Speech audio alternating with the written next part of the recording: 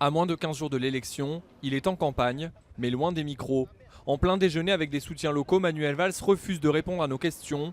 Il privilégie le terrain, cultive une relative discrétion pour éviter de prendre des coups. L'ancien Premier ministre est devenu la cible numéro 1 dans sa circonscription. Au premier tour de la présidentielle, c'est Jean-Luc Mélenchon qui est arrivé en tête ici. La candidate de la France insoumise est sûre de pouvoir bousculer Manuel Valls.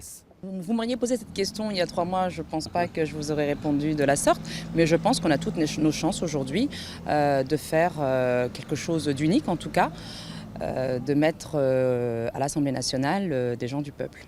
Farida Amrani est loin d'être la seule à avoir cette ambition. Dans cette première circonscription de l'Essonne, il y a 22 candidats, un record départemental. Aux personnalités attendues se sont ajoutées des candidatures surprenantes, comme l'humoriste controversé Dieudonné, qui assume vouloir régler ses comptes avec Manuel Valls. Il a choisi comme suppléant Nolan, ce jeune qui avait giflé le candidat à la primaire de la gauche en janvier dernier.